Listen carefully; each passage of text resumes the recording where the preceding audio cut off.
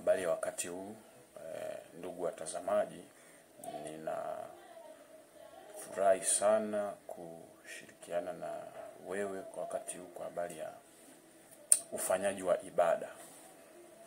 Kwa wale ambao wanapenda kujifunza, wanapenda kukua kiroho kama ninavyopenda mimi, basi watakuwa wafuatiliaji wazuri wa kujifunza neno la Mungu kutoka kwenye vyanzo mbalimbali, kutoka kwa watumishi wa Mungu wazuri mbalimbali.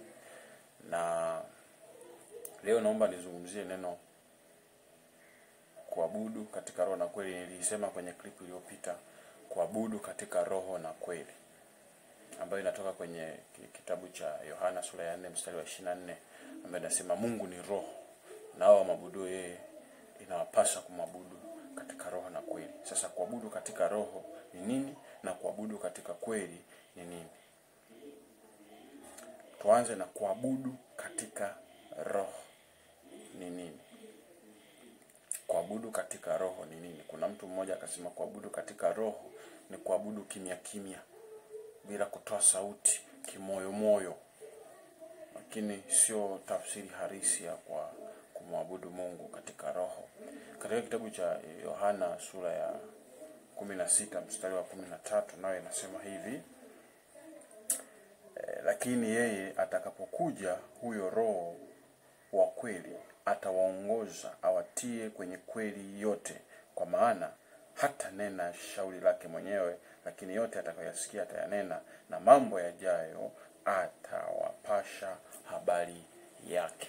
Atakapokuja huyo Roho wa kweli. Huyu ni maneno ya Yesu, anawaambia wanafunzi wake kwamba anawaahidia ile ahadi ya kuja Roho Mtakatifu msaidizi. Anasema atakapokuja huyo Roho wa kweli atawaongoza katika yote. Tafsiri yake kwamba Roho Mtakatifu ndio kiongozi, ndiye anayetupa maongozi na maelekezo.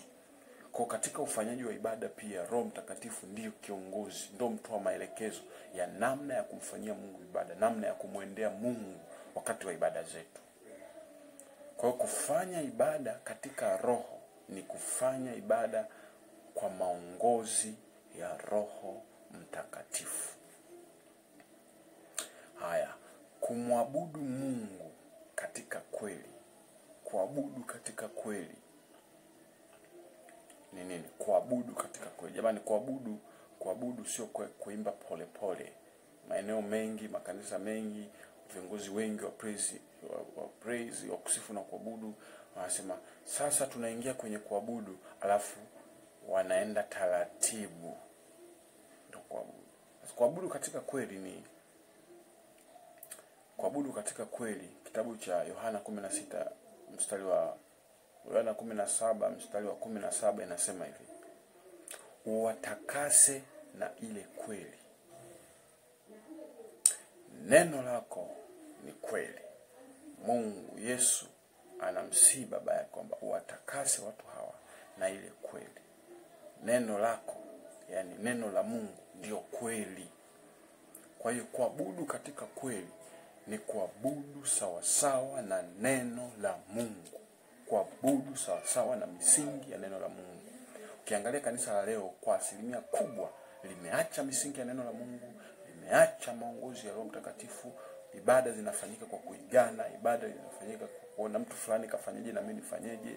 Kama ni praise wanafanya kwa kuiga, sio kwa misingi ya neno la Mungu, wala sio kwa maongozi ya Roho Mtakatifu.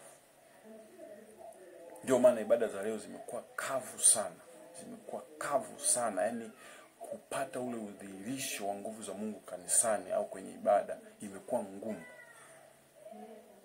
Kwa hiyo tunazidi kuhamasishana ili tupate uamsho mpya wa kufanya ibada zetu kwa maongozi ya Roho Mtakatifu. Kwenye Biblia sehemu nyingi sana Mungu amechukizwa sana na waabudu sanamu, wale wanaofanya ibada kwa miungu mingine. Anachukizwa sana kwa sababu lengo la Mungu kumuumba mwanadamu ilikuwa ni mwanadamu amwabudu Mungu. Amwabudu Mungu wa kweli, muumba wa mbingu na nchi, Mungu wa Bwana wetu Yesu Kristo. Lakini wameacha hiyo misingi, wameenda Sasa hata kanisa la leo, makanisani, tumejikuta tunamwabudu shetani au tunaabudu miungu mingine pasipo sisi kujua. Kwa sababu gani? Mifumo tunayoitumia ibada, namna tunavyofanya, tumejikuta tunamwabudu shetani. Tunatumia ile mifumo ambayo shetani ameileta ili wale wanaomwabudu shetani wamwabudu yeye kwa ile mifumo. Sasa sisi tunaichukua ile mifumo tunaileta kanisani. Tumeacha maongozi ya Roho Mtakatifu, lakini pia tumeacha misingi ya neno la Mungu. Ndio maana vituko vingi sana viko madhabahuni. Mambo mengi sana ya ajabu na ya kutisha hapo madhabahuni. Waimbaji wanaimba wanavyojisikia, wahubiri wamefikia hatua hata ya kupindisha neno la Mungu kwa sababu ya, unajua shetani yupo tayari kukulipa kwa kuipindisha kweli. Yaani ukiipindisha kweli ya neno la Mungu, shetani yupo tayari kukulipa. Kwa hiyo na wengi wanaofanya hivi, wanaopindisha kweli, waliompuuza Roho Mtakatifu, shetani anawalipa kwa sababu wanamwabudu shetani.